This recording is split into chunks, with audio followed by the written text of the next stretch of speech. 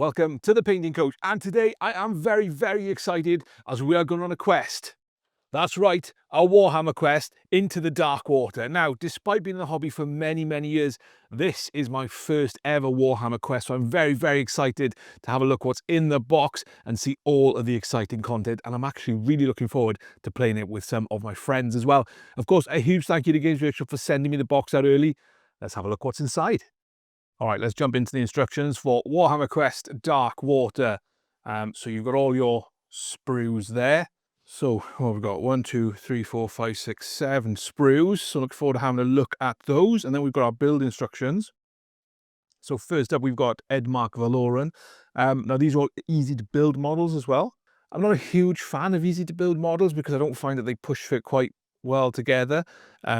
But these ones do look great. I mean, they all look great. It's just that what I like to do is I like to either cut the pegs off or cut the receiving holes in the side so that they spread out, which just helps everything fit together easier. So then we've got Brentillis, which is a nice, again, very straightforward. Looks a very complex model, but actually goes together very easily, and Inara Sion as well. Next up, we've got, I think my favourite of all the heroes is Drolf Ironhead. Again, very simple, easy to build model. Then we've got some Maya Kelpies. So these are the evil, I guess these are the really low level enemies that you'll come up against in the game. So my light is reflecting there. And again, some of these, well, these are one piece. You get 6 of them, two of those, and these are one piece by the looks of it, and that's just 2 pieces. Then you've got Calthanor, who just looks really mad. And these were previewed to start with, these kind of additional heroes. So this one looks awesome. Then we've got Drasha Vaughn, who is an angry man bear, I think is probably the best way to describe him. And Jacobus Vine, the Jade Wizard. I think he's a Jade Wizard, but anyway, absolutely awesome model, and the paint job on him is absolutely fantastic. We've then got Whisper, who is Jacobus's familiar, and then we've got perhaps one of the most epic models in the box. We've got Gelgus Pust, the big bad of the whole thing, and it's just, I cannot wait to see some Golden Demon painters paint this, because it is an absolutely phenomenal model. Absolutely love it. And again, fairly straightforward in terms of the number of parts, not a huge amount. Then we've got the Cankerborn, real nasty pair these two are. Again, they look absolutely fantastic. Then we've got Belga the Cyst Witch. Now, when I first saw this model, I thought, oh, it's just a witch, but I didn't realise that her entire body is basically a massive slug. So I can see why she's a little bit annoyed.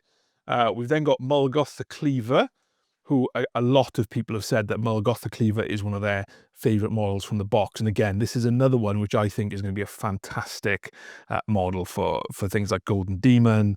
And I can really see people going to town with that one.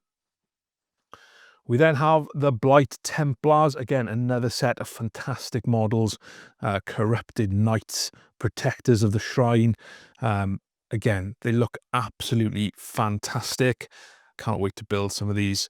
And then we've got Shaman Foulhoof, who's basically a Nurgly Beastman and leads this group of Pestigors at the bottom here as well. So again, they're all fairly easy and straightforward looking in terms of how they go together.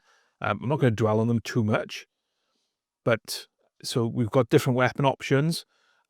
So you can, I imagine that you've just got an option depending on which one. So so you can get a bit of variation between them all. They don't all look the same.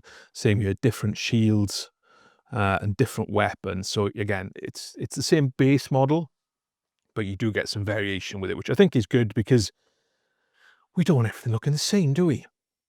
And last up, I think we've got the Pox Wretches. So again, very similar. They've got the same body, but then they've got different arms, different heads. So you can make them look a little bit different on there as well, which I think is, like I said, is quite important. And you've got plenty of them as well. And the last one, we've got some tokens here. So those are the build instructions. Nothing major, nothing that jumps out to me that says, oh my God, this is going to be an absolute nightmare. Let's have a look at the sprues. Let's start off with the hero sprue then. Now, you can't quite see it on the camera, but it's a slightly different color to normal plastic. It's kind of like a Well, I'm going to say it's the colour of Rakarth flesh. It is the colour. So these are all the heroes. Again, it's quite well clustered on the sprues. There's barely any wasted space. And if I flip it over, you can see all kind of like the push fit elements on there as well. So there's no kind of one place for all of the models. They're kind of spread out quite widely across the model. So like Drov's body's there, and one of his axes is over here somewhere. Jacobus Vine seems to all be in the same spot, but like Brent Hillis's kind of torso and head are there. Her body's over there, kind of thing. So they are spread out a little bit. One thing I did notice about Kel'Thuzor is the bow here. I don't know if you can see, but there's a little bit of a break, which is unfortunate, probably due to how tightly packed and everything is. It's a very heavy box, but that's an easy fix with a little bit of glue. That's no huge issue. So those are the heroes. Like I said, I'll pop it there. You can pause it, zoom in, do whatever you need to do. Let's have a look at the rest of the models you get with the box. So on this one, you get Gelgus and Belga, I think. I think that might be, yeah. So again, nice and chunky, really. Oh, you get parts of the shaman as well. So perhaps the three kind of named character leaders are on there. Oh, the Nurgle stuff's just disgusting, but like so well done. So I'll just pop it there so you can kind of pause it and have a little look if you want. But yeah, some really nice detail on these. Oh, in fact, no, I mean, I'm looking at this now and there's just all bits of different parts of them on here as well. So I think these are probably spread out across. No, it's just the name characters. That's the tail. I thought that was one of the arms off one of the other models, but yeah, that's, again, another nice set. So hopefully, because they're all push fit, they're not going to take a huge amount of time to build. So that should be quite fun as well. So those are the kind of named characters. Next up, we have the Pestigors. So 2 sprues of these. Just snap them in half because it's easier to kind of see on the camera there. So this is the first set. Again, nice and straightforward, nice and simple to build. Are they duplicates or is it... Yeah, so my mistake, it's not just the Pestigors. So you get 2 sets of these sprues. So you have 2 sets of Pestigor sprues. So these are the same, but it's not just the Pestigors on there. It's also the Pox Wretches. So the other half is the Pox Wretches. So again, you can see these. So I think you probably get 10 Pox Wretches, maybe. 1, 2, 3, or maybe 20 Pox Wretches. I'm not entirely sure, but how many Pestigors and Pox Wretches you get, I should probably count them up. But we'll build a few of them and see how they look. You've got the Kelpies on this set of sprue as well. So that's that. And so that's the Pox Wretches sprue, if you want to pause and have a good look at that. And then this is the Pestigor sprue, if you want to pause and have a look at that one. Like I said, with the different weapon options, you get some variation in there. This is the Cankerborn. So with 2 of these, now this sprue is a little... Look, see that it's a little twisted again from being in the box, but it should be okay. So these are really nasty looking characters on here. I think that's one of the trophies there as well. But yeah, really nasty looking characters. I mean, nasty in a good way. You know, they're cracking models, they're cracking sculpts. And then we have Mulgoth the Cleaver, which I'm going to guess is these sets of models here. And you also have the Blight Templars as well, which again are going to look fantastic painted up because they're so blue. Look at this, all the guts coming out of there. Absolutely disgusting. I love it. These are going to look fantastic, I think, built and painted as well. So those are all the models on sprue that you get in Warhammer Quest Darkwater. Let's build a few of them and I'll talk you through how they went together and obviously how those completed models look. So when I was building these models, I inadvertently ended up building almost the entire box. So let's have a look at them. This is Edmark. So lovely model, very cleverly designed. There's probably something I can say about a lot of these. They are very cleverly designed. Very simple, a few parts, but they're very cleverly designed so that actually a lot of the mold lines and things like that and the gaps, they're all very well hidden. So yeah, loving this one. Looking forward to painting this. Next up, it's Brent Tillis, who I think this was like 5 parts. Quite cleverly designed with the different bits of armor hanging off and things like that. I thought it'd be quite complex, but actually it wasn't. A lot more detail on this one than perhaps is evident from some of the photos and the kind of the pre-release stuff, but there's some really cool elements, like that broken spear is really wicked. Lantern there as well. So again, another one which I'm really looking forward to painting. Big massive sword, and I'm not sure that Scarbard is quite long enough, but you know, We then have Inara Sion. So out of all the heroes, this one was probably the most awkward one to put together. In fact, you can see there's a bit of a gap there, which I could probably do with getting some glue in and fixing that together. And there's also a little bit of a gap in the skirt. You can just see there, but a little bit of putty won't will solve that. That's nice and easy, but I do need to fix that. In terms of them being easy fit, I cut most of the pegs down. Like I said at the start, I'm not a massive fan of the push fits, so I just trim the pegs. But again, another really cool looking model. That's really bothering me to fix that now. We then have Drolf Ironhead, the Duardin. Again, a lot more going on the back. So there's like a folded up crossbow on here, which is really, really cool. Love the dual axes, the rope, the pouches and everything. Really looking forward to painting this one. Like I said, I think it's probably my favourite hero. Or well, you know, he is my favourite hero, but I do like the Jade Wizard quite a bit as well. So that's Drolf. Next we have Kelthanor. So you might recall when I was looking at the sprues, the top bit had snapped off a little bit, but actually it glued on fairly easily and there's no join there. You can't really tell. I think this plastic feels a little softer than the normal grey plastic that all the enemies are made out of. So I think that is probably what helped it. But again, another really cool model. It's fantastic details and a lot of detail to paint on this one as well. But I'm a big fan. It looks great. Next, we've got Drasha Vaughan, which again, very, very clever design on the head in terms of how the hair all goes together. Very impressed with that, and also how the arms fit on. So you can see there's barely any gaps on here. I always say this about minis, they're always smaller than I expect them to be, but this one is bigger than I was expecting it to be. And I don't care what anybody says, don't care how magical it is, that's a back scratcher. And then we have the Jade Wizard, Jacobus Vine, with his owl familiar there, really cool staff. Looking forward to painting this one because there's some nice opportunity to paint some green robes, which I just love to do. And then you've got his familiar Whisper as well, which I feel like I should paint in quite an ethereal way. So that could just be spraying white and then some contrast paint, nice and straightforward. On to the enemies then, and we will start with Gelgus Pust. This is a disgusting model. I mean, just even some of that texture feels really disgusting. It's like turning into a fly with the wings, but yeah, this really is Max Nurgle. Even looks like kind of Papa Nurgle there as well. It's just disgusting. I'm going to say that a lot about all these Nurgle models. Disgusting, but brilliant. Then we have the two Cankerborn, which again, they've all got kind of three heads in one. Absolutely vile and revolting and disgusting, and just feel a bit sick just looking at them. They are disgusting. They live up to their name, very much so. Yeah, see what they look like when they're painted, I guess. We then have Belga the Sistwitch, which is surprisingly yet another disgusting model. Now, what I hadn't realised is that there's different bits of people attached. So you see this is Belga the Sistwitch, and she is transformed into this massive slug or larvae. But there's actually other people kind of attached to her. So you've got one here stirring the cauldron. You've got one here holding the cauldron. There's another one on the other side as well. But she's absolutely disgusting. It's a quality Nurgle model, but it is disgusting. Next up is Mulgoth the Cleaver.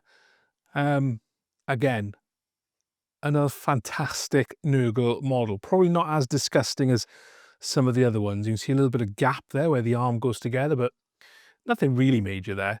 But yeah, lovely model. This is going to be in a lot of Golden Demons, I can imagine. We then have the three Blight Templars. So we have this one with dual axes and these guts hanging out, ringing a bell, tolling the toll for Nurgle. Horrible.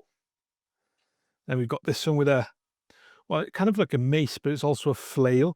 Now this one was a little difficult to get right. That this ball here connects to the foot, and the way I built it didn't work out particularly well. So follow the instructions and don't try and freehand it like I did. And lastly, we have this one with a mace, a little bit of a tree trunk growing out of him as well, because why wouldn't you have a tree trunk growing out of you if you're a scion of Nurgle? Again, spilling the guts out. We've also got the tentacles kind of wrapping around this demon-infested mace. So, nice chunky model there. Next up, it's Shaman Foulhoof. And I have to say, I had a little bit of an issue getting him to basically sit properly on the rocks and everything. So I may have not read the instructions properly. So, but again, another absolutely vile and disgusting Nurgle creature. I wasn't 100% sure, but if you can kind of see in there, there's like a spine. Now, I was wondering if that was his actual throat kind of hanging out, but I don't think it is. It could just be a braided or plaited beard. I don't know. I'd have to look at the proper painted pictures on Warhammer.com when this is released to kind of really figure that out. And if you are enjoying this, check out Element Games using the link in the description. I'll get a small kickback if you buy anything, but you'll be able to get Warhammer Quest, I imagine, a little bit of a discount.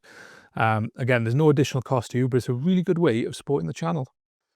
We're then into the Pestigors. Now, you get 8 Pestigors in the box, and they come with different weapon options, and some of them come with different head options as well. So these are pretty cool, very much blighted beastmen that they are.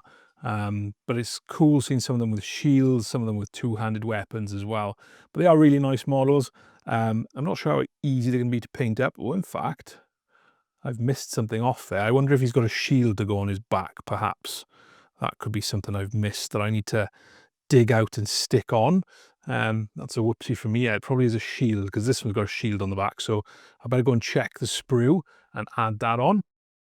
And lastly, we have the pox wretches. Now, again, the pox wretches, there are 14 of these in the box. So it's the same sprue twice, but you do have weapon, and sometimes you have shield or head options as well, which just helps you build some separate ones. So these are the kind of well, I don't think they're the worst of the worst. I think the Kelpies are the worst of the worst in terms of the easiest enemies to crush.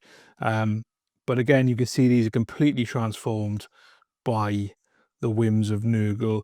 They're still, even though they're kind of easy to put together static poses, there is quite a lot of dynamism in them as well. And again, there's enough variation so they don't look completely the same. So you can get 14 individual ones, even though they've all got the same body. So in terms of the enemies, the last ones, we've got some of these Kelpies. Now, this one was a 2-part one, which I struggled to get together nicely for some reason. But these two are all, or both, 1 part. And of course, you get these. So you get 6 of these in the box. You get 3 on sprue. We also have some treasure and trophies. So those are all of the models. I really like them, really impressed them, and I cannot wait to paint them up. So that's all the plastic. All the plastic apart from those I haven't built. So the only things I haven't built are 4 Pestigors and the other 7 of these pox wretches. But apart from that, I've built pretty much everything. So that's that. What else is in the box? Well, what else is in the box? Well, you get this quick start guide, which is, well, it's a bit big for the camera, but you kind of get the idea. You get some dice. Ooh, funky red and black dice. I wonder what they're for. I'm sure I'll find out as I play it. All my friends are really excited for this, so I'm looking forward to playing it with them. You get the magic box with some beautiful artwork on there. Now, this is full pack, jam-packed to the brim. So in here, you get your Act 1, Act 2, and Act 3 cards. Now, I don't want to open these because I don't want to spoil it for myself, and I don't want to spoil it for my friends, but we are going to open Act 1. We'll leave Act 2 just in case. So I guess these are all cards for that you can pick that will help you have some special effects with your characters in terms of actions and things like that. So these are all, oh, look at that, Shield of the Manticore, Edmark Valoran. So that's, so you can use this after making a save roll for the hero, block 1 hit scored by the attack. Drolf's got a Ranger's kit, pick 2 blocked hexes until the start of the next turn. This hero can move through those. Blade of Flowing Water. So these are kind of like some of the special weapons, and obviously some effects we've got there. So those are the cards for Act 1. Now, I've just seen something in there which I really like. In this kind of big envelope, you get some boxes. So you can make up your own boxes for the cards, which I think is great. So you can keep everything that you need to keep together.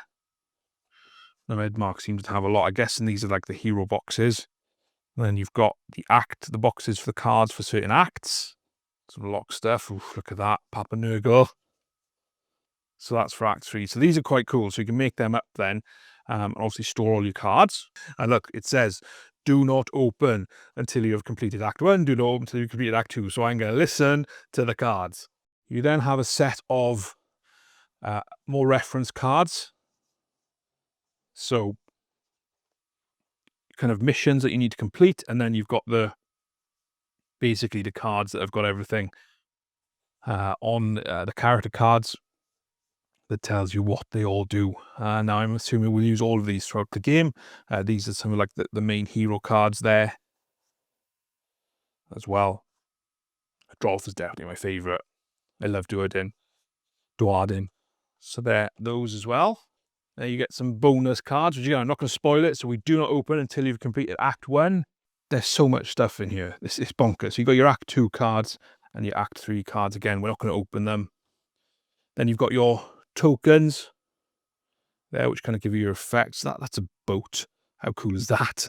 And then you've got some more tokens here for marking. And then, which is kind of important, you have your rule book, which shows you how to play, which is nice and shiny and too bright for the lights. So again, I'm not going to dwell on this or go through it in any much detail because I'm not allowed to show you all the rules. But just know that it's there with some of the missions, how to pause a campaign. Very important because I have a few hours at a time to play with my mates. So it's important to know how to pause it and also how to lose it as well, which I'm not planning on doing, but may well happen. So that's the rule book. There are so many cards in this game. It is absolutely bonkers. Anyway, the last thing for me to show you is the game book. Now, obviously, this is going to be too big for me to get on camera. But when I first saw this, I was a little disappointed. I thought, oh, I think I'd rather tiles or something like that. But actually, now I've seen it, I really like it. And like the quality is great. That was my worry. It was like, oh, what's the quality like? But it's fantastic. The graphics are great. How it's all marked out. The hexes is absolutely fantastic. And there's loads of different scenarios and things that you can play on.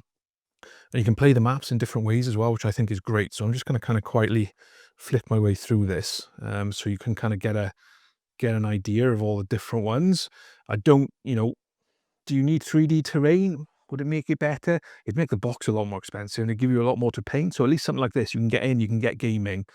I think it's great. I mean, if you want to make your own terrain, I think you probably couldn't place it on there, but you're going to need to store a lot of that. So big fan of the book, actually. And I got to admit, I was wrong. I wasn't that big a fan when I started, but actually now looking at it, I think it's really cool. I think it's really good. And like I said, the quality is there. The quality is great. And you can see I'm flicking through it. I don't know how many maps are in there, but there's a load of maps in here. So there's a load of potential for, I don't know if it's replay or, different scenarios to fight on. It's great. Really, really, really like this map book. It is huge, by the way. It's the size of the box. So if you, I don't know how big the box is, but I want to say it's about 45 centimeters kind of long, and maybe 30 centimeters wide. It's a real chunky one. So it's the size of standard size box, but yeah, loads of maps in there. So this looks horrific. With all the Nurgle blight in there, looks like some sort of altar. But yeah, this is lovely, and it's very nicely put together as well.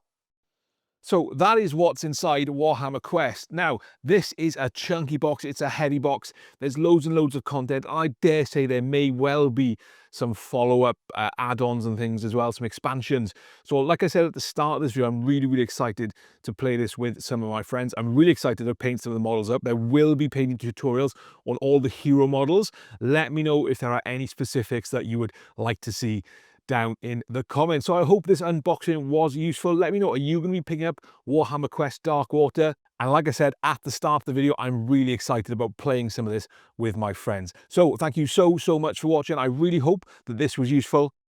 I'll see you next time.